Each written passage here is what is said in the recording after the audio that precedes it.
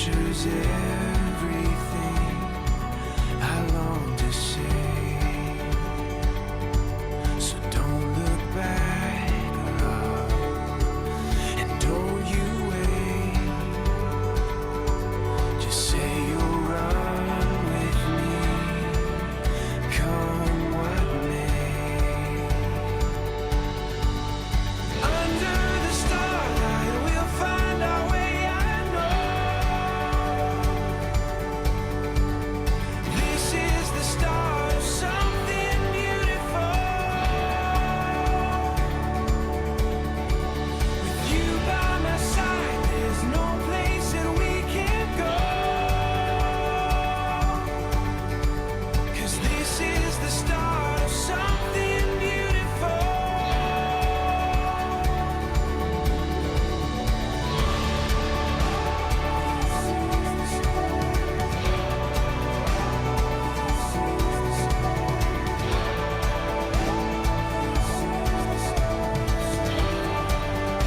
Something beautiful.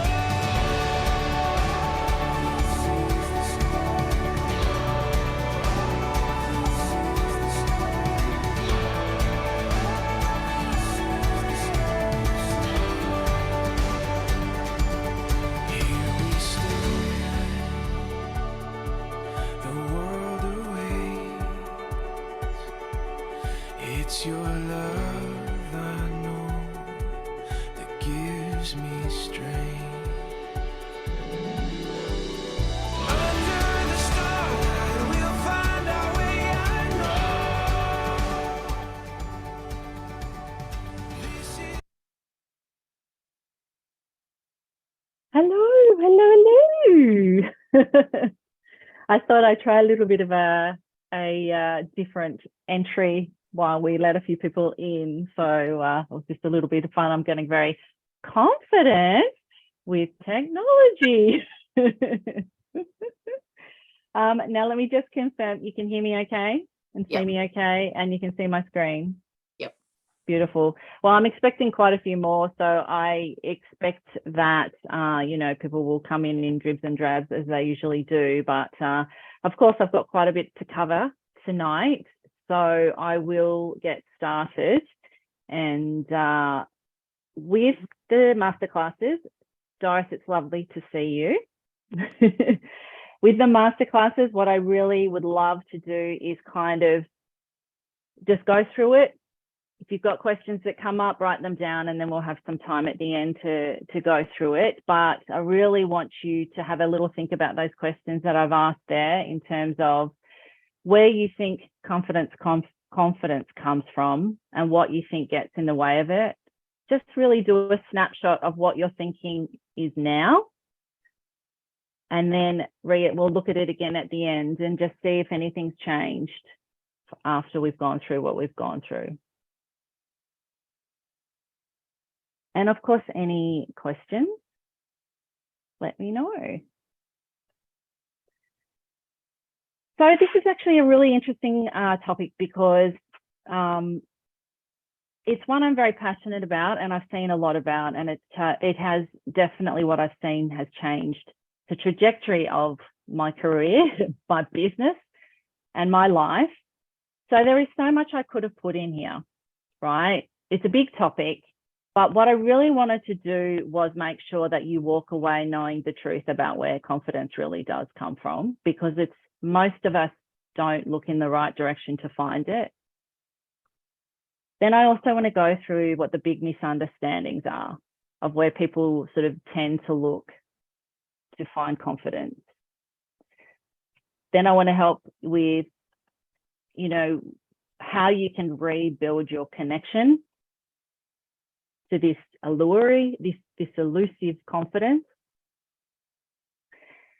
And it is in the truth that we see the misunderstanding. So that's why it's so important to talk about the truth. And I want to talk about that first, because when we do uncover the truth of where things come from, we see the misunderstandings become so much clearer to us. But what we have to do is park what we think we know. So you've written down now where you think it comes from, what you think's in the road. Now just park it over here. So the thing with beliefs is that they're really quite optional, but they tend to get in the way of us seeing new things. So when we can kind of put them down and put them over here, we will be able to naturally open ourselves up to seeing whether that still works for us or not, or whether we want to see something new. But if we don't park it, if we don't see that, hey, that's not working for me anymore, we won't see something new. So let's talk about the truth. So the truth is, you've always had it. I've always had it. I just didn't know it. And I didn't know how to find it. I thought confidence came from knowledge and something else. And I thought other people had confidence, but not me. But the truth is, we actually all have it. And I'm going to show you why that's the case. So a perceived lack of confidence is a huge barrier, not only to change, but to living the life that you want to live. So just so you know as well, with these masterclasses, you'll get access to the recording, but also my PowerPoint presentation. So if there's, obviously take notes, but you will get all this as well. And I've made it pretty pretty, this one. There's a lot of good stuff in it. So what we then perceive as a lack of confidence often shows up as an unwillingness to do what matters, to do the things we know will align us with our values and bring us the life that we want. So we often think of confidence as a feeling, but as I've said many times, it's really unreliable to see it as a feeling. We think of it as a feeling of absolute certainty, absence of self-doubt, no fear of failure. I can't possibly do something if I have any self-doubt. I can't possibly do something if I'm feeling fear. I can't possibly do something until I have absolute certainty. A massive illusion many of us live under that keep us from experiencing so much in life, including myself until I saw this. Do you think I could actually be feeling a little bit of fear and self-doubt sitting in front of you talking about this topic? Absolutely. And I have. And I've noticed that. But by me sharing that with you, I can share that we all experience self-doubt and fear and uncertainty. It's part of the human experience. But what we get better at is not letting those things stop us. So I noticed a lot of that coming up. And I thought it was quite ironic given the topic I was talking about. And I was smiling to myself quite a lot over the last couple of days putting this together. But there was no way that was going to get in the way. And I was going to be convinced that, hey, I don't know enough to be talking about this subject. Who are you to be talking about this subject? No. That could have its say, but I didn't have to listen to it. So what if I told you that doing most of the work I do brings with it feelings of uncertainty, as I just said. I doubt myself a lot and I still feel failure.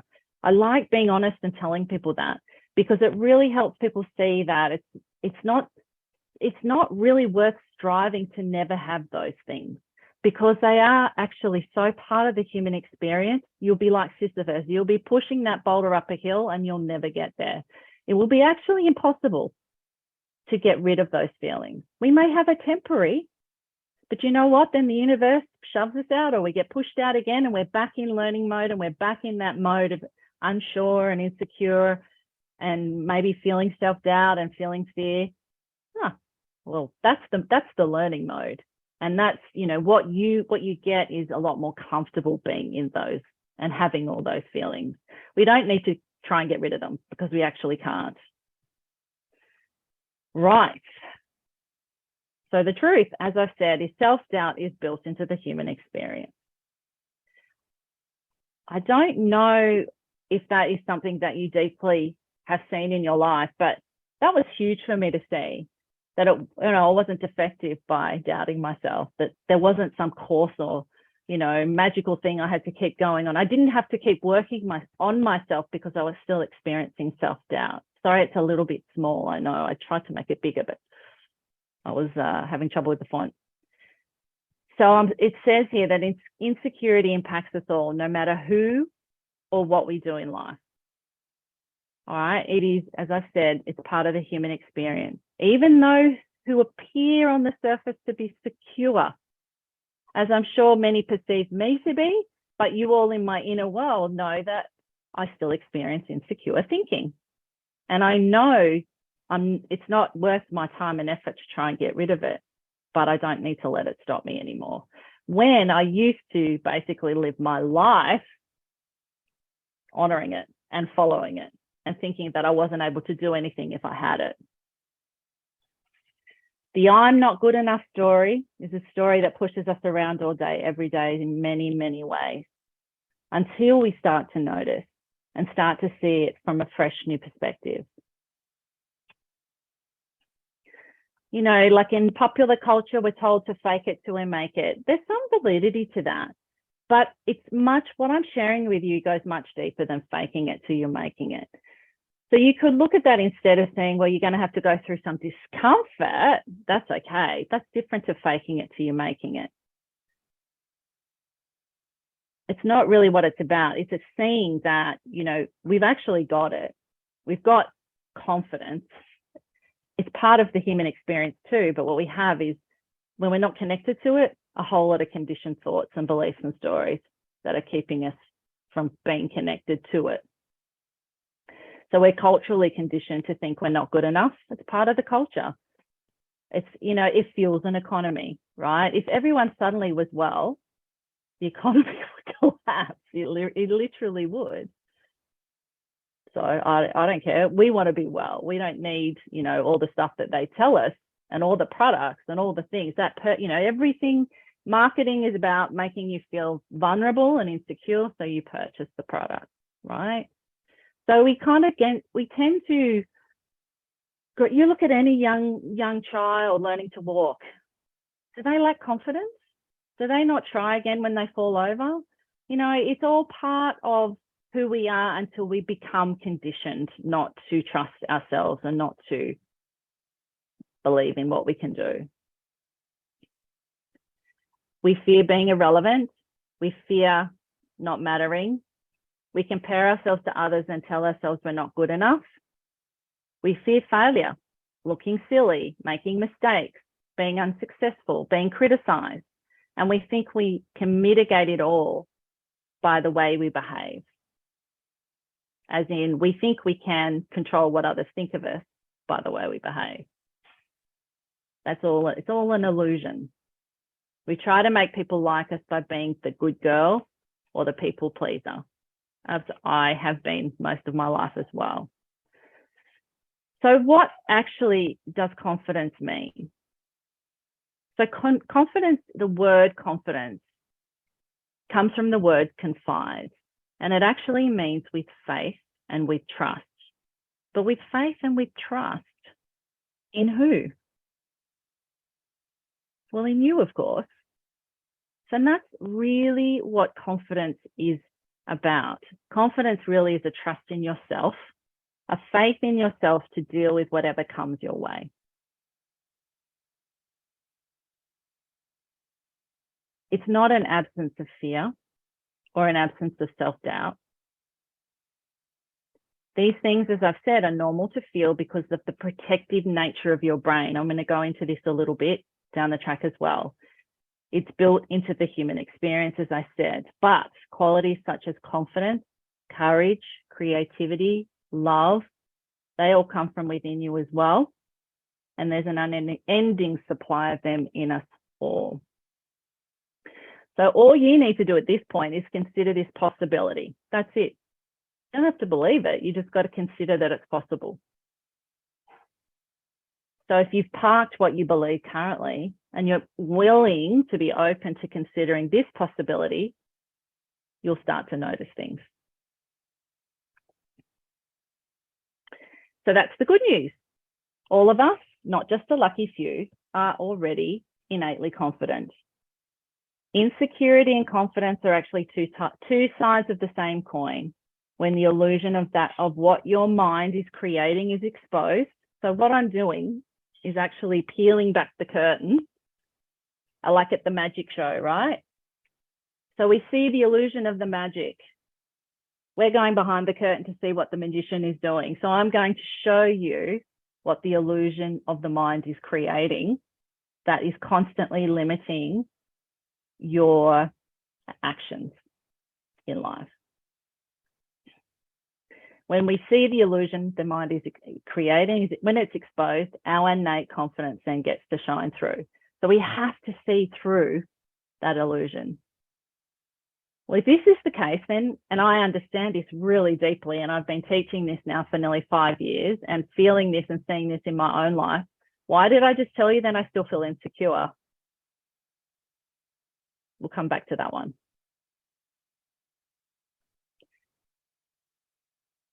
So the truth is I've had confidence in myself all along. It was just a matter of getting the pieces back into place. So the thing is, we're all living in an ocean of personal thought 24/7, all of us, every single human being on the planet, which apparently is going to reach 8 billion in the next day or two, I've heard. This is mostly habitual negative thoughts born from our brain's protective job. The extent to which we listen to our personal thinking is the extent to which we feel connected to our innate gifts or not. So when we start to see that the stories that our brain spits out are not designed to create they're not designed to create confidence within you. They're actually designed to do the opposite. They don't want you to do that. They don't want you to take risks. The brain is not designed that way. The brain is designed to keep you safe. And its number one job is you, and it's all it thinks about is you. So then seeing beyond that is our job. Seeing that illusion is our job. Seeing and noticing the stories and that we don't have to pay attention to that is our job. If that's all we start to do and we get skeptical of what our brain is saying, I couldn't do it, I'm not good enough, I don't look right enough, I don't have the right this, I don't have the right that, I need this before I do that. All these stories, if we start to get skeptical about those and we step in to where we want to go, you start to connect with this. I promise you do. If we believe in our insecure thinking, we feel insecure. If we believe in our fearful thinking, we feel scared. Feeling our thinking, that connection is magical. Making that connection, we often feel the feeling and we don't necessarily notice the thought because a lot of the thinking is subconscious, but it's always coming from our thinking. But we notice the feeling first, right? And if we can start to get curious that our personal thinking isn't who we are and that we can experience insecure thinking, but that we're not insecure. So I can experience insecure thoughts, but I'm not an insecure person. I just happen to be at that moment experiencing insecure thinking. Same with fearful, any type of thinking, really. It's not who we are. We love to grab it and identify with it. Oh, I'm that type of person because I have a lot of that thinking. Well, no, you just have a lot of that thinking that you're holding on to right now. It's not who you are, though.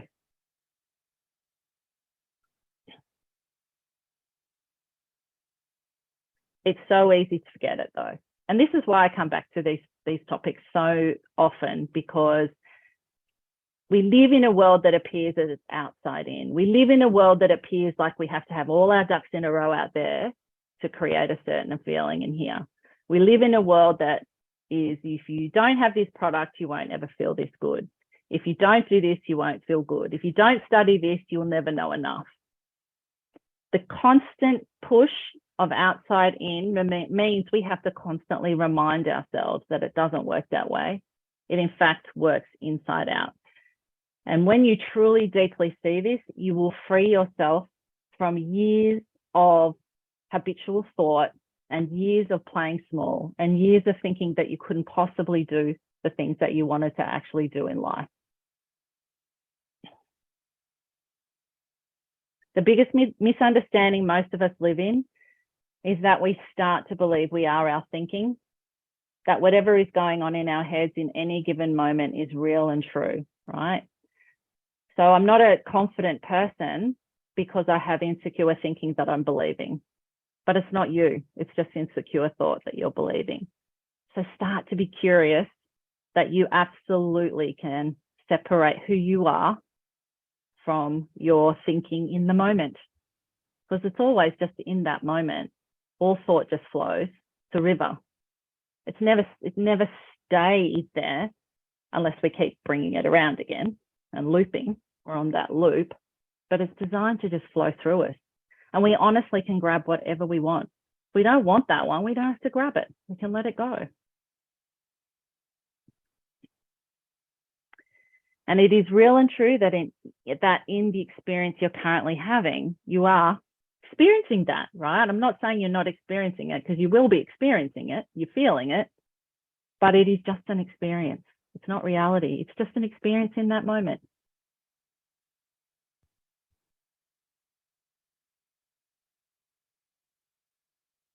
So I said that confidence is really about a trust in you. And that's where I see the work of building confidence is actually rebuilding that trust within you.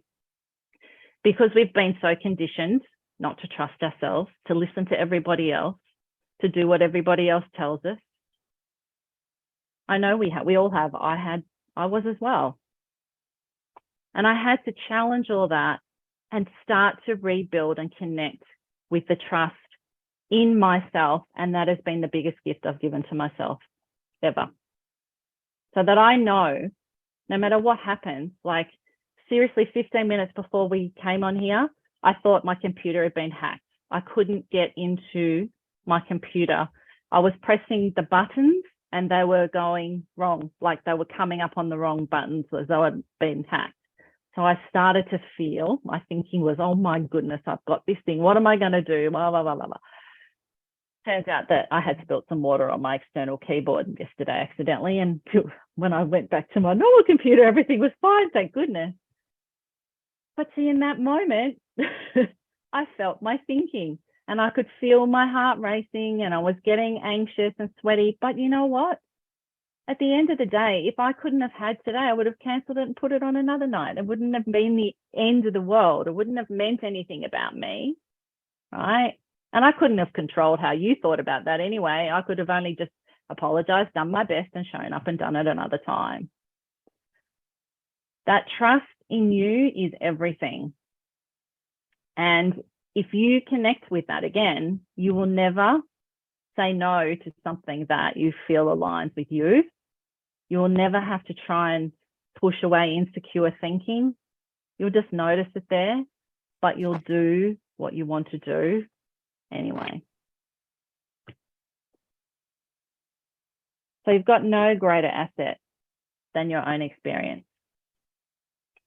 And no one knows you better than you know yourself. There's a thought, huh? Putting on other people's opinions of what you should or shouldn't do or about who you are, because everyone has an opinion, is like sending someone out to buy your own wedding dress. They may know your size, but they could never know you from the outside, how the dress feels on you. They could never know that. Nothing could have greater truth in that, no one knows yourself better than you, and yet we so easily discount it. Often when we're in a tight spot emotionally or something's not going right, we run around like a headless chicken, think, in small circles, asking one person after another what they think we should do. Doing this, we are actually acting out our assumptions that other people know more about our lives than what we do. Perhaps we trust them more than we trust ourselves. And we're certainly telling ourselves that their insights and experience have more value than our own. Now, that doesn't mean that we won't. I'm not saying you don't ask other people their opinions. That's not what I'm saying at all. I love to hear what other people think. But I take it in and I consider it, and ultimately I get to decide. That's confidence. This is this trust in you, right? And it is like a gift. It's like a party. You're giving the gift of yourself to yourself. Because we've all got the gift, but most of us never unwrap it.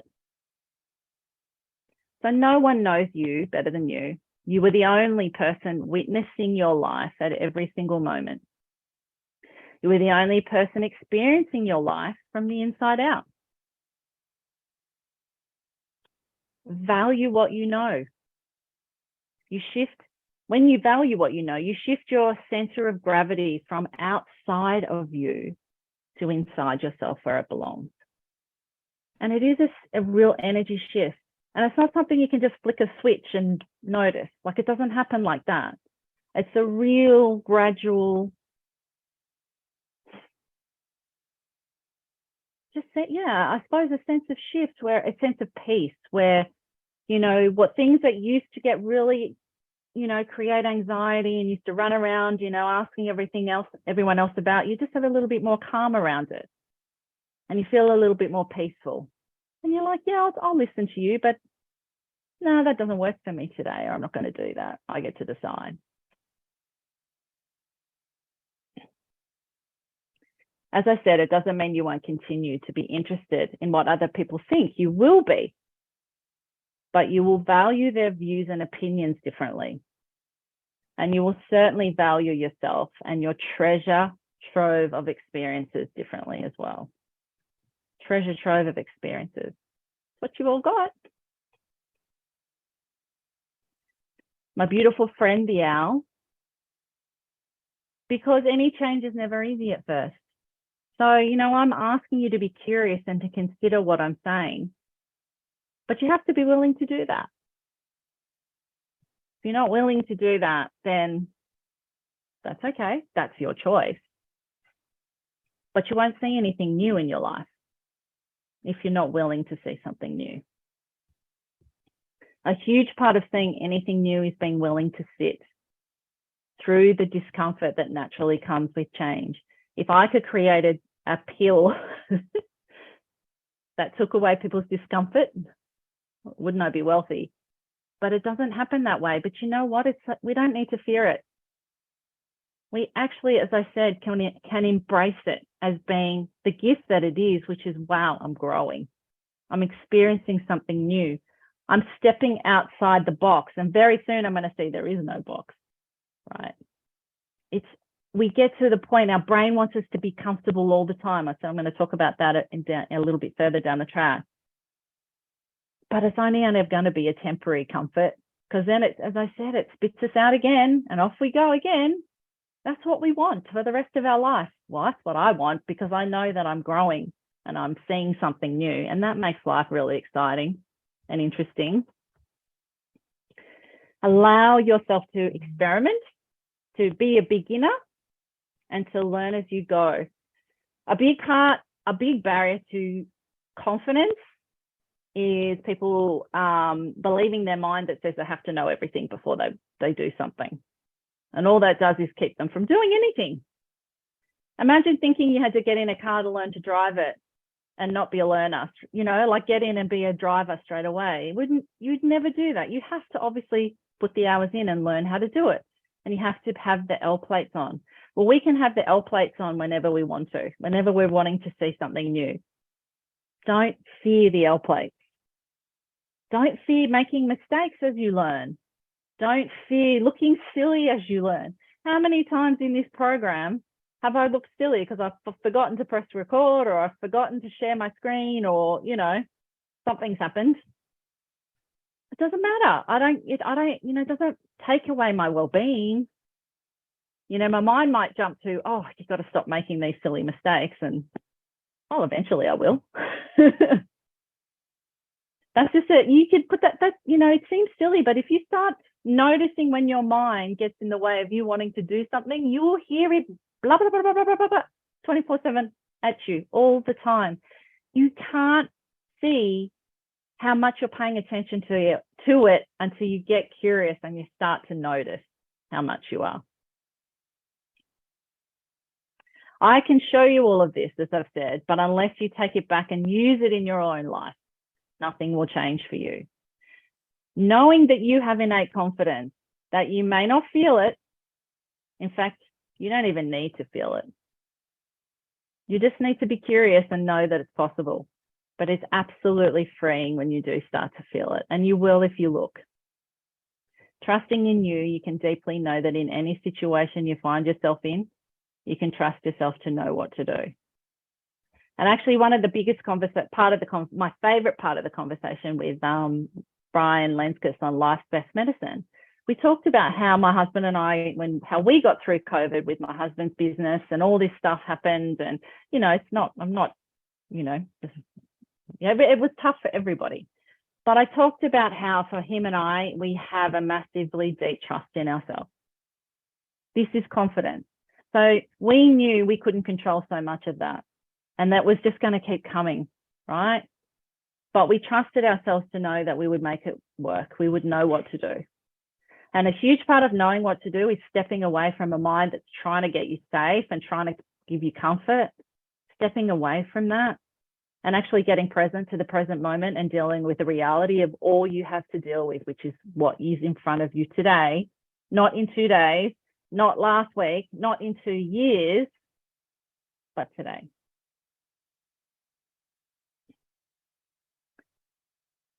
So to me, that's true confidence. It's never been about an absence of self-doubt or an absence of fear, even though I spent so much of my life thinking there was no way I could do anything in my life if I still felt that. Those things are built into the human experience. I may say that a few times tonight, but they can never take away what is innately within you. So we want to take your power back, right? We give away almost everything that we give other people, when we give other people the power to decide whether or not our lives have value. If he thinks I'm beautiful, perhaps I am. If she thinks I'm clever, maybe it's true. If you love me, perhaps I'm lovable. If this works out, finally I'll be happy. Now, they may sound a little bit contrite, but I can guarantee you've said stuff like that. We've innocently done it. It's innocent. It's all innocent. But we let other people decide our worth. They don't get to do that. So much power is given away to ordinary, flawed human beings who probably don't even want it, don't even know they have it, and anyway know far less about us than we know about ourselves. Have you ever considered that? All these people that, we don't even know on social media that might make one comment. If someone made one negative comment, 2 years, 3 years ago, I'd collapsed internally because I couldn't cope with criticism. Criticism affected my confidence like you would not believe, until I saw I was giving power to someone I'd never even met and probably never would met. And they're probably sitting behind a computer in an unhappy life. And what was I doing? How crazy. How crazy. Love and work are the two areas we risk most when we do that. You don't get that job, or you had the job, but you got retrenched. This doesn't feel like a blow to your ego. It feels like your entire self has been rejected. So I got offered about a year ago a big role with Defeat Diabetes by Peter. I'll tell you all this. And it fell through because of one thing or another. And I noticed my mind saying that. I felt rejected as who I was and what my worth was. That was what my mind was saying. But again, it was just a beautiful opportunity for me to see, actually, that's just my mind again, jumping to conclusions. But it took nothing away from me. It was nothing about my self-worth. It was just the decisions that they'd made. Now, that doesn't mean there's an illusion that you don't need to look at yourself or you don't need to address things. You may well need to address things, but you know what? You'll know when you do. And it's going to come from you. It's rarely going to come from somebody out there. It absolutely asks a great deal of you to see that the other person's actions may have very little to do with you. In fact, I would say they totally have very little to do with you. It's rarely even about you, or even if it was caused by you or your behavior, there is always other conditions and causes at play. Oops, what did I do? But none of that is actually the point, right? The point is that when we give someone else's actions or decisions, that when we let somebody else's actions or decisions undermine our entire sense of self-worth, we've given away our power. And how do you think that affects our confidence to live the life that we want? Totally shatters it. So you need to take it back. With love and persistence, you need to assure yourself that whatever other people need to do, your life has intrinsic value. And I do know people in my group do not feel their life has value, but it absolutely has value. And your job here is not to justify your existence. It's justified. You were born. So it doesn't mean that you won't ever feel hurt or you won't feel devastated. Of course you will. Life is the yin and the yang. With the love comes the pain. But you won't feel demolished by it, right? So yes, I was disappointed. You're allowed to be disappointed. We don't need to fear our human experiences and our human emotions. But my whole world didn't crumble. We don't need to crumble anymore. So on top of the pain of loss, you won't be adding to the suffering as well by blaming yourself. You won't need to make the other person bad for hurting you. And that's a very common thing people do who don't have this insight within. They have this hurt inside. They don't know what to do with it. So they eat out on everybody else. And it's usually the people they love the most. Their family, right? And by doing that, you'll be building self-knowledge and self-confidence. So the vast majority of our problems are self-made. And this is not denial. Problems exist. Obstacles exist. Things happen you need to work out. But our minds generally create our problems and then say to you that I didn't do it. So it creates a scenario, right? But then convinces you it's not the mind's job. So you might be listening to some of the stuff I say. It's like, oh yeah, but mine's different. What my mind says, that's no. Our minds create everything we believe, but then convince us that it's not it. It hasn't done it. But you absolutely can choose to eliminate all the problems that may never happen. How much of your day is taken up worrying about the past or the future and trying to imagine scenarios? A lot for most people. But it radically drains it. Well, it does drain us. And when we see that we don't have to do that, we create a whole lot more mind space and energy to get on with creating the life that we want, doing the things that matter. Because what matters is the things that are going to take us towards our goals in our life, right? So if we value our health, we need to spend time shopping and cooking. But if we've spent so much mind energy worrying about the future or the past or what we did yesterday or what other people are going to think of us or what, all these things that minds do, we can't be bothered. We get to the end of the day, we can't be bothered when you order pizza or, we just sit and watch Netflix instead of going for a walk. All these things affect the energy we have to make the choices that we want to make. So it's about seeing what we can influence and what we can't. We can never influence anything other than the present moment, no matter what your mind says to you. And actually, people don't believe me when I say I literally live my day like that now. Apart from my diary with appointments, I wait and see what comes up. I'm in the moment as much as I can, and it gets so much easier when the more you practice it. To be with whoever you're with is very, very cool. For them to know that they've got your full attention and you're not thinking about other stuff that's happening. Is this something I can, do something about? So if you've got a whole lot of thinking, you start to notice it. Well, if you can do something about it, do it. How much of time do we spend worrying about our health, worrying about this, worrying about that? Well, what can you do about it? You do the things that you can do about it. But if you can't do anything about it, you've got to let it go. I mean, there's nothing more realizing, well, a great experience, I suppose, in having teenagers, right? 3 teenagers out, my daughter's on schoolies. Can I worry about what goes on? Well, it occurs to me sometimes, but I really can't. There's nothing I can do about it other than she knows I'm there. If she needs anything, she knows she can ring me.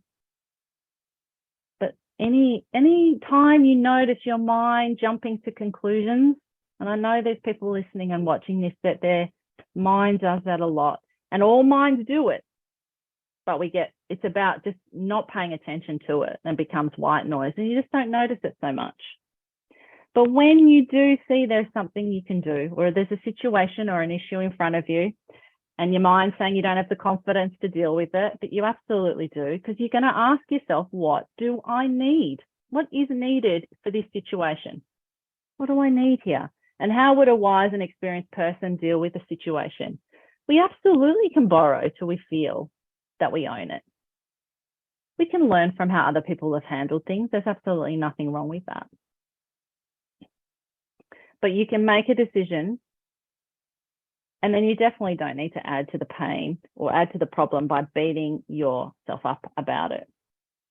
When you identify any issues, problems, things you need to deal with, it's important to do what you can, drop what you can't, and don't incessantly think about it or talk about it all the time. It doesn't mean you don't talk to people. That's not what I'm saying. But when you just go over and over and over and over and over again, instead of actually doing or dropping, it's kind of watering them in our mind, right? And it gives them, they become a lot bigger than they probably are. And we actually don't really see the answers in that either. Because how do we see answers? Not from here, by putting all that down, letting that settle, and letting our natural trust and clarity come through. And yes, that all gets in the way of confidence.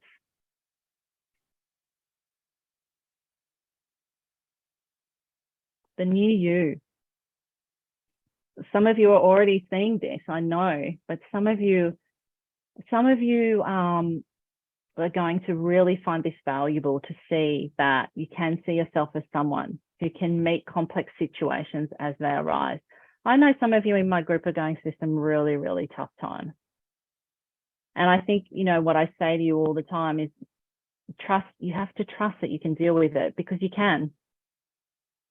You do have that capacity to deal with hard situations. And you need to tell yourself that.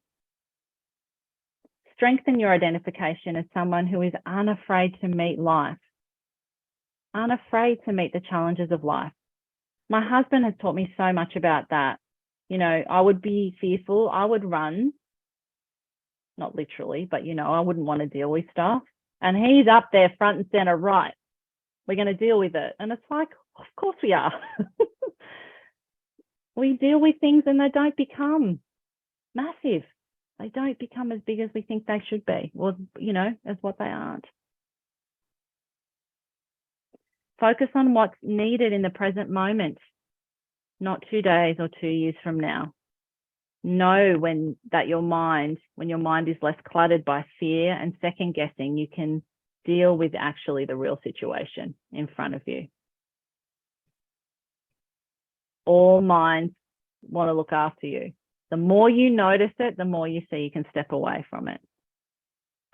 Know that all the strengths, values, and insights you need already live within you. You've just got to activate them. How cool is that? Just got to press it on and activate. I don't think that little girl cares what other people think about her. That was probably what I used to do as a kid too. I didn't care. No little ones do until they're conditioned. Or so they're told, don't do that, you look silly. Why are you doing that? We create all these stories then. Oh, if I do that, I won't be loved. I might be accepted. And we unknowingly carry all this with us for so much of our lives. Other people's opinions matter, but much less than you think. Sorry, it's small again.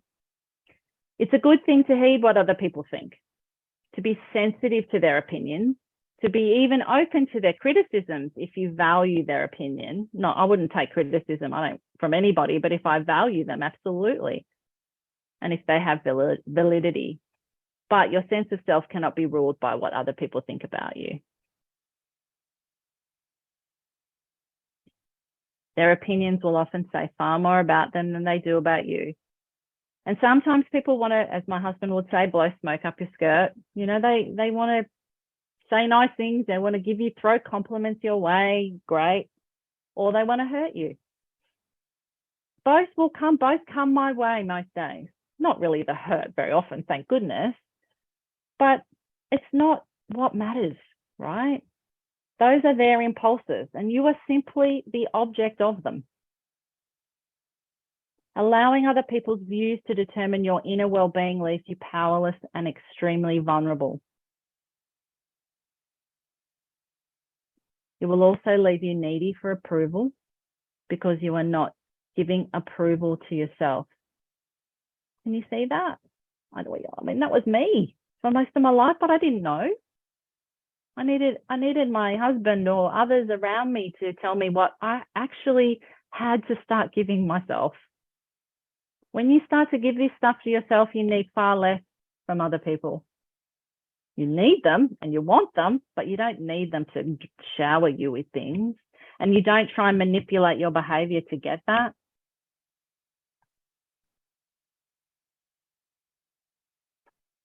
Oh, that's hidden by the thing. What did I say there? I think just what I said. So when you can give it to yourself, you don't need it as much from others. Because needy does turn people off when we're needy. People feel it, people sense it. People who get most genuine approval, love, admiration, and respect are usually those who care about it less. And isn't that interesting?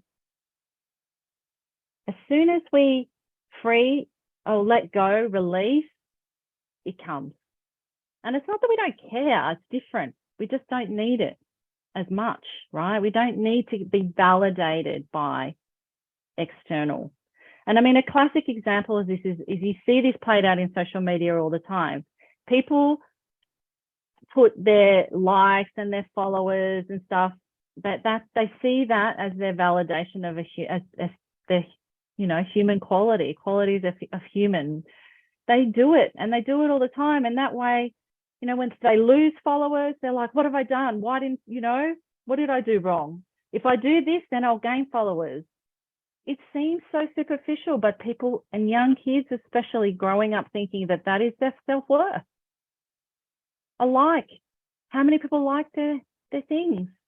Again, it's a very, very innocent, but it's not where the good stuff is. You can have all that. I enjoy that, but I certainly know if my Instagram account was deleted tomorrow, so you see how when Instagram goes down, see how people get angry and they react so terribly because they're so tied to it. You tie yourself or your sense of worth to anything out there, you will be controlled. Have all that out there because it's fun, but it's not who you are. This is who you are. And connection with this is what matters. Confidence. It's all about that quiet, self-assured and trust that people who are seemingly confident have of themselves. They don't need to be told they're right. They don't need to be told they are all right? Because they can trust that they are. They don't need to be told that they're better than others either, because they would just trust that. When you understand the human experience, you know that I'm no better than you. You're not better than her, and no one's better than anybody. It's just this brain that likes to tell us that we are.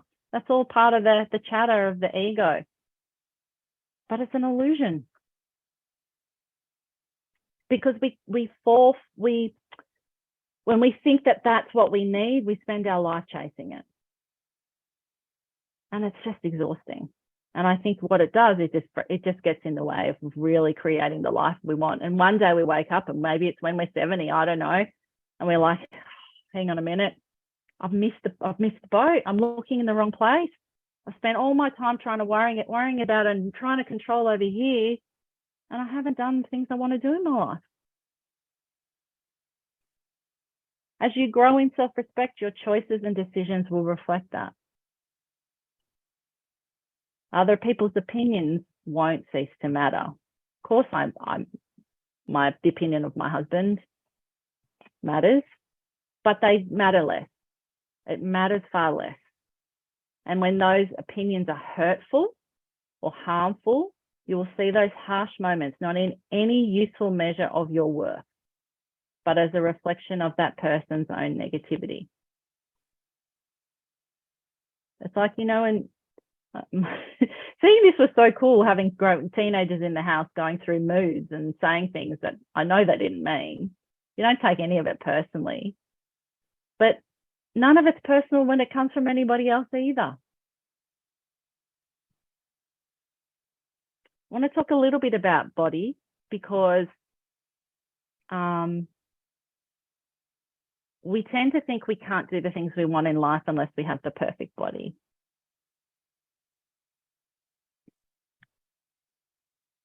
So I'd love you to spend less time, if you do spend time complaining about your body, and much more time creating the life that you want, and know that your body absolutely has nothing to do with that. Your body is not something to control, manipulate, torment, and complain about. You don't need a perfect body to live a confident life, aligned with your heart and a deep trust in you. Many of us have, from adolescence onwards, cultivated a habit of ingratitude towards our bodies. We focus on perceived faults, deficiencies, drawbacks, comparing them unfavorably to absurd notions of physical beauty that have little to do with good health and physical strength and ease. Know that you can cultivate this confident life and leave your body out of it. Now, none of that is saying that you don't want, that there's anything wrong with wanting a healthy body. Of course there isn't, right? I'm not saying that at all, but I'm saying that doesn't need to get in the way of you doing the things you want to do in your life. And if it's just a thought that will stop you, that's all. I couldn't find a lioness, but that's Barry. The rest of us, we're lionesses. Accepting and loving your body is crucial to good health and confidence. So take time to appreciate what is precious and alive about your body, right now, no matter how far from ideal your body shape may be. There is so much precious and alive about your body right now. You've got to look for it, because that's not what your mind's going to tell you. Your mind's going to tell you there's everything wrong, right? Be aware how your attitude towards your body reflects your gratitude for your gift of life. Be aware that there is no meaningful distinction between mind and body. Treat them as two aspects of the same whole. When we're looking after our body, we're looking after our mind. When we look after our mind, we're looking after our body. It's all connected. It's all one. I don't know why we think they're separate, but they're not. Value the health and strength of your physical being. If you can get up out of bed and walk, that's gratitude. Be grateful for that. If you can take yourself around the block, be grateful for that. We have to cultivate that when we're up against this negative mind. Explore what kindness you want to give your mind and body each day.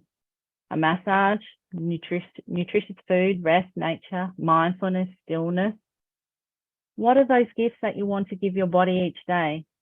Not treats like sugar and desserts and ice cream that are not treats for your body. They're treats for your mind, for that addicted mind and the habitual mind. But they're not real treats, because they're not really giving you the thing that we think they are. And we know that. But there's plenty of other things that we can explore. And we know it's well worth doing because it creates a sense of peace within, and a peace of mind leads to positive health outcomes. It totally changes our gut. It changes everything, our nervous system. Remember, we're only ever living in the feeling of thought. How much people miss this big part of the puzzle, constantly trying just to change their diet or fix their gut health, and they're living in the world of a spinning wheel that's just being flooded through their system 24/7. Peace of mind is available when we see how it works. Comparison. Another big thing our minds do. It loves to compare. Well, there's a great quote out there that says comparison is the thief of joy, which I'm sure you all are aware of. But I like to turn it around a little bit and say it can be if we get stuck in it, or we can see it as a gift. So here's just a little bit about minds. All minds, not just my mind, not just your mind, but 8 billion minds. Minds compare. They all do. Minds think their survival, your survival, because remember, your mind's job is just to think about you. That's it. It's because your mind is only interested in you, as I said, depends on them knowing all they can about you and your weaknesses so they can save you from future failure. One of its favorite tools for knowing the future is comparison. It's how we've evolved. We needed to do this when we were with the tribe. We needed to compare ourselves constantly. And the ones that did probably survived. And this is why we have all these things today. But in the modern world, it keeps us small. And we compare ourselves and we think we're not good enough, so we don't even try, or, whatever. Comparison is how the mind secures its position as safe and enough. To a mind, you're only safe when you know what's coming. Can we ever know what's coming? No. And you're good enough only when you stack up favorably against others or against expectations, which again are also created by the mind. The thing is, constant comparison is not only unhelpful, it's not even remotely accurate. The brain's negativity bias inflates what it sees as your weaknesses and overlooks the positives. Hence, we have to consciously create the positive. Because if we don't do that, we get stuck in the negatives. Well, we see the world through that lens. And we see our ability through that lens. And we see we're not good enough through that lens. You are always doing fine until your mind shifts into judging and comparing. Have you ever noticed that? Like, I've noticed that in my work all the time, like I'm feeling great, doing great, everything's going really well. And then I'll see, somebody else doing something and my mind will jump to why you should be doing that, or why you're not doing that. And, it just starts to tell stories. The comparison. And I used to just jump right in there and believe what it all says. And I'm not saying I still don't, because I still do. I'm a human being and I still get caught up in it all too. But all we need to do is see it for what it is and realize it can never be telling us anything factual. It's not. It's just telling stories. It's just telling stories. And a great way for you to do that is to notice when your mind does it, and let your mind believe what is total. I'm not sure what I'm meant to say there, but you notice and then turn it into the gift. You can see what others are doing as what is possible for you. In the Women's Health Summit, I did a talk on confidence. It was a little different to this one, but I shared how I had a huge insight about this by watching a TEDx talk with a woman speaking. And I sat there, and I was going, oh, geez, I could do better than that. It was a topic that I knew really well, and I would say it differently. My husband's like, oh, you're really negative. And it sort of stopped me. And I started to just, explore that and see, well, yeah, I am, but isn't that interesting? And I was just coming into all this understanding and learning about it all. And now I see that, what a gift to see what's possible. Maybe that's going to be me one day. doing something like that. It's possible. If it's possible for someone, it's possible for you. And I think we can look at those comparisons and not dwell on that as you're not good enough now. Well, of course you're good enough now. You know, you're exactly where you're meant to be. But if that's something that excites you and interests you, well, look where you might be able to go. But you are closer than you know. You are already far closer than you know to the life that you want to be living, to the peace of mind that can be yours and the confidence and doing the things that you want to do in your life. It's really only habits of thought that stand between you and the person you long to be or the life you long to create. So the question at the start, remember, I wanted to ask you what you thought was in the way. It's thought. Doesn't mean there's not obstacles. Of course there is. But when we have that trust in ourselves, we will deal with what is when it happens. Any changes you desire are almost certainly only a matter of degrees. It's not a huge overhaul. It rarely is a huge overhaul. It's a matter of seeing a few things differently and understanding things in a different way and getting the insight, and then just sitting in that and allowing that to be your teacher and your guide for the rest of your life. Whenever I research something or write something to talk to you about, I see something new. I'm constantly seeing something new. And imagine if I, like, see how we fall for the illusion, I don't know enough, so I can't start. Well, you never know enough. You're never going to know everything there is. So what? You don't need to. You don't need to. So these are some of these small things that may give you that little shift that you're looking for. Being kinder to yourself and other people. To mind less if people criticize you. To be willing to make mistakes and to not get it right. To be willing to look silly. To worry less and laugh more. To accept as well as give encouragement and appreciation. To trust your capacity to be creative. We're all creative. We're all naturally creative until we're conditioned not to think we are. To forgive yourself as well as others for past failings and hurts. To be able to enjoy your successes and not talk them down.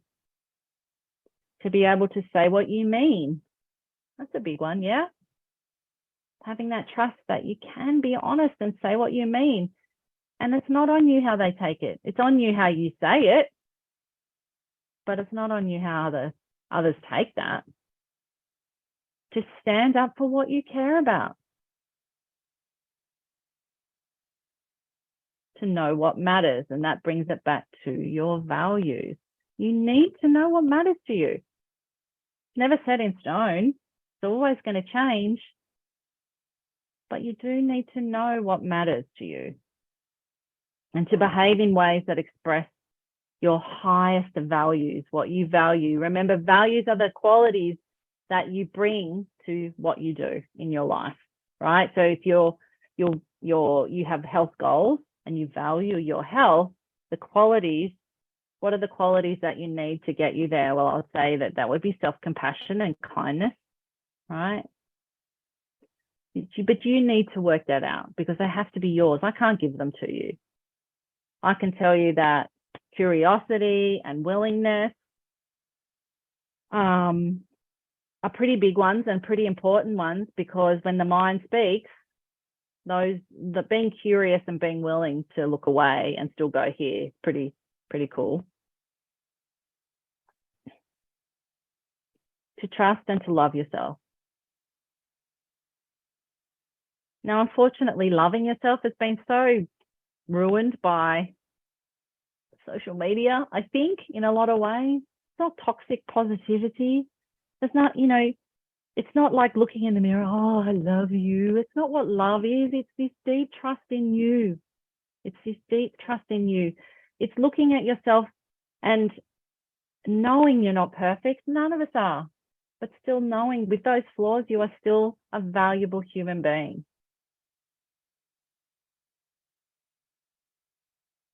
So now I'm going to get into how to trust who you are. So I'm going to share some essential insights and some essential actions.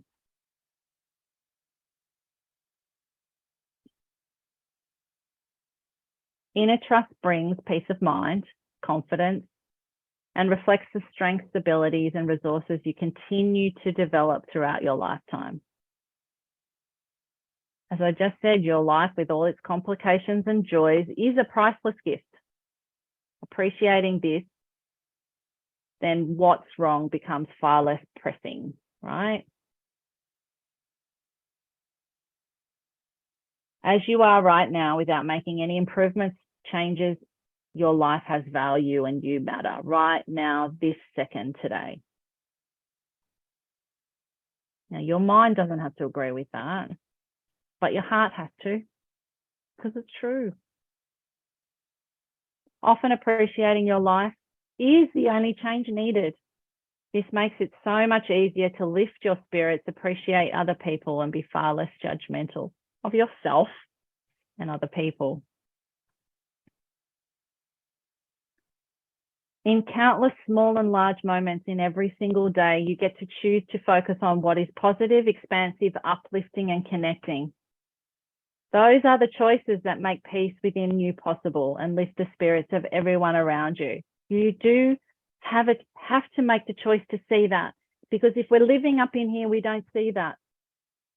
We can't see that from here, because remember, it's that negativity bias and it clouds. It's like we're wearing those glasses. We need to take those glasses off and put on the more expansive glasses. And when we do that, we will see so much more of all that is uplifting and connecting.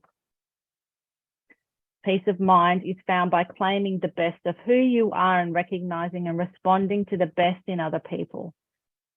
Putting others down or yourself, it stifles joy, right? And obviously confidence. You can't feel confident or can't do things confidently. It's constantly putting yourself down. Your body hears everything your mind says, and it is projected out into the world, whether you say it or not. You can develop the strengths you need. This too is a choice. You can also borrow and use strengths that you see and admire in others. That's interesting, because a lot of the time we think, we accept the I can't do that, or it's not my personality. I failed at that before, so I can't do it. You absolutely can if you choose to learn how to do it. You have to be willing to do that and willingly make the choice and then go through the process to do it. But you absolutely can.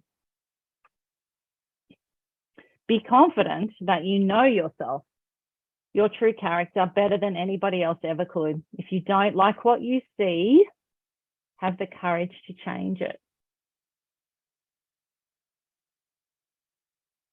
Other people's opinions of you are of interest, but they don't determine your self-worth. This is just a little bit of a summary.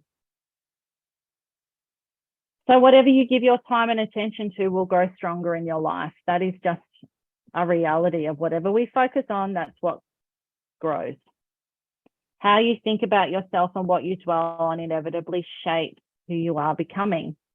But we don't realize, again, that we have a choice.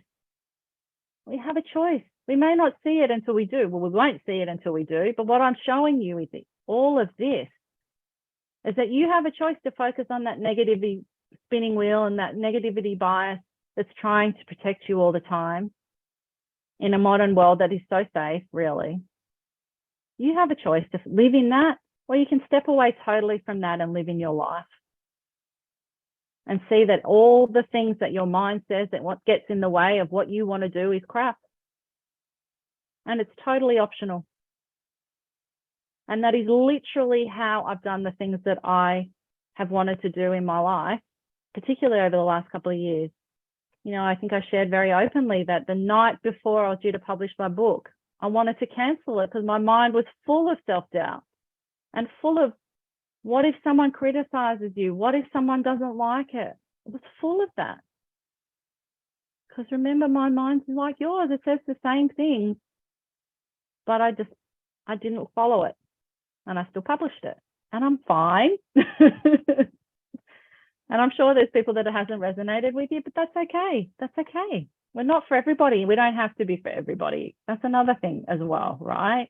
When we're true to who we are, we allow people, we free people to be in our world or not. If they don't want to be around us, that's okay. If they don't like what we say or resonate with it, that's okay. That's okay. It's not on me. Trust that you can get over what hurts you. That's a big one. Because you can recover. We all have things that hurt us. We have people that hurt us. We have things that happen in our life that are very hurtful and very hard to deal with. But we can recover. This makes life less frightening and your own life a bit more of an adventure. Because we can trust that if we make a mistake, we'll be all right. We'll get over it. And I'm not saying you'll get over it like that. I'll just get over it. That's not what I'm saying, as you know. But you will recover. And you learn to trust yourself more. As you learn to trust yourself more, you will demand less reassurance from others, and you'll be easier to be around. People enjoy being around you. How to trust who you are, and so here's some actions. And they're not actions like you think. Use kindness as your benchmark in the way you treat yourself and others. The way you treat yourself is so, so, so important. It's the foundation. The quality of your life and connections depend on how you treat yourself and other people. 1000%. If we are living in a world of anger or, hurt, and we don't acknowledge it, then we don't take responsibility for it. We will blame everybody around us for that feeling. And as I said, it's usually the ones that we love. Make conscious choices about how you live. Conscious choices about how you live and what gets your attention. Get off automatic pilot. We are automatic pilot creatures, and it is to our detriment that we don't put the handbrake on very often, step off and see if we're heading in the direction that we want to head in. We may do it sometime before we die, but we want to do it well before the end of our life. We want to do it now. And you need to own your life. No one's coming to live it for you. No one's coming to create anything. You have to do it yourself. But that's your responsibility. And I think that's pretty cool that we get those choices and we have those options to do that. So it's not going to save you from mistakes, but that's not the point, remember? Because you can deal with mistakes. You probably make more because you're going to be trying more, right? And doing more. And it certainly makes life really fun, interesting, and dynamic. Let yourself recognize that you affect other people just as inevitably as they affect you. You grow in self-confidence and maturity as this becomes clear. So they're probably thinking just the same about you as you are about them.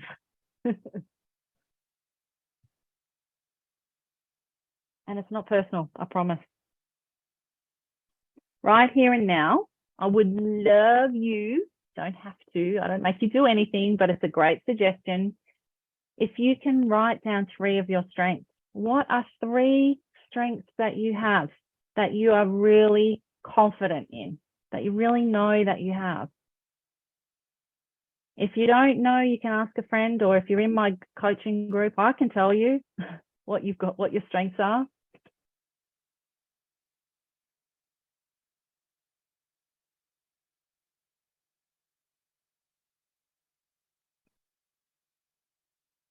Own them. They're yours. and you can cultivate many, many more, and you will. But what are they? I am encouraging. I am loyal. I can find solutions to problems. I'm creative. Let them work for you. But that's a start. Think of it as a start, right? Of your precious collection that you're going to add to for the rest of your life. You can do hard things. That's a strength of all of you. I can do hard things. Don't ask, why did this happen to me? Ask, how can I best deal with it? Right? Switch to solutions rather than problems. It shows you so much more about the situation that you're in when you just change it. Tiny, but it's massive. There's no solution in why did this happen to me? There's no solution there. It happened because it happened. How can I best deal with it? Not going into self-soothing tonight, but learning how to self-soothe in ways that don't damage you is a really important adult skill to develop. We all need to self-soothe, but most of us do it through drinking, drugs, food, and other things that we know are not actually helping us, and they're just it's just that temporary relief, right? But self-soothing from what? Self-soothing from this inner turmoil that we're creating. Well, the best way to self-soothe is to put it all down and to walk away from it. It'll still be there if you want to pick it up again. But if you put it down for a day and you come back, I guarantee you'll have insight around it and clarity around it. But again, remember, this is this trust in you. Listen to what you need to hear as well. But you won't hear it when this is all sped up. You'll say, as I said, this isn't the answers. The solutions are going to be here. And you have to step away from that to see what you need to do. And then you do what you need to do when you see it. Because you don't need to say, well, do I have the confidence to do that? What if I fail? What if I this? Well, you can have all that there, but you'll do what you see to do when you come from this way, come from this perspective. Step back from criticism and attacks from others.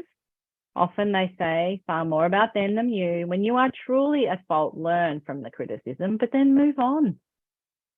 As I said, we make mistakes. No one's perfect. We say things that we regret. We do things that we regret. We apologize. We clean up our mess and we move on. There's our gift, the gift of you, which are all going to open. When you make a mistake, forgive yourself quickly. Learn something and move on. Trusting yourself doesn't mean doing the right things always. Not what it's about. It means learning as you go. We're all lifelong learners.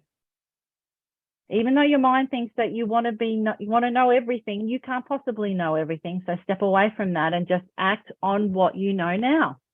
And the more you step into that with what you know now, the more you'll see. And then you can change your path and your direction as you go. You've never been perfect. Neither have I. And none of us ever will be. There's no such thing. So again, another illusion of the mind. If change is needed, look for patterns. Look for patterns in your life. If you need to make changes, the answers are in the patterns. When you notice this, be changeable. Don't fear the change. Your mind is all you need to step away from. But your patterns tell you everything you need to know. And most of the time, we're not aware of it because we're just in it. We're on autopilot, right? We're getting off autopilot now and we're noticing. Because the more we do that, the more we'll see. When making a change or tackling an issue, draw on the richness of your own experiences. Life is your greatest teacher. I think that's like one of my most favorite ever quotes. What a beautiful quote. Life is your greatest teacher. Ask, what have I already learned? So much you've already learned in your life. And what do I know already? Heaps. And the beauty of life is that it's going to continually show you more, and you're going to continually see more. So essential actions continue. Be trustworthy. Start small. Again, we don't need to do the whole mountain in one day. Start small. Here's a really cool thing to do, and I'd love you to do it, but can you make one promise to yourself and keep it? One promise. Could be anything, but one promise to yourself. Be trustworthy. You got to start by be trustworthy to you, right? To be trustworthy to others. If you don't honor that trust in you, it's too easy not to do it in others as well. Isn't that cool? The more you can just honor yourself and be trustworthy to you, it will just flow. But keep adding to it. But start with one.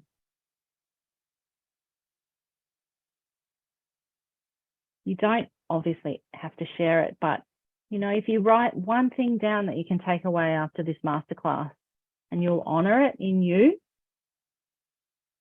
then you've achieved, then you've done something amazing. And you know what's really cool with that is it's a great way to show you how your mind's going to want to get involved and sabotage you doing that at any opportunity that it can.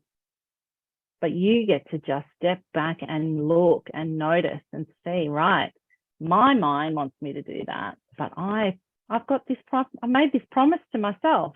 I'm going to go this way. I'm going to listen to that. I'm going to honor that regardless of what my mind is saying. Can you see how that builds a huge amount of trust in yourself? And that trust is what leads to effortless confidence in doing whatever it is that you see you need to do in your life. Because, oh yes, life is very, very short. And we have every day that we want to make the most of. So the last point is to take care of your spiritual needs, mind, body, spirit. This isn't religion, this is spirit. Because spirit is everywhere. It's the essence of who we are. Make time for what is uplifting, what brings you joy, what's connecting, what's inspiring. Compassion must translate into action. Don't just wish for more confidence. Cultivate more opportunities to develop it. Don't just wish for more joy. Live with more joy. Cultivate the things that you want. I wish I had this. Well, go and do it. Go and create it.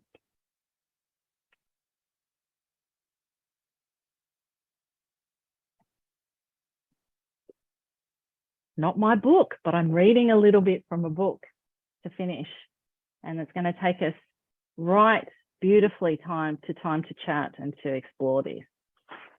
But this is a book called Is the Moon Upside Down? It's written by, oh, sorry, my silly screens. Greg Quick. He's an Aussie. He's like, they call him the Aussie Gandalf. But see that picture? Do you realize we are on that planet spinning through space, right? So perspective is a really powerful thing.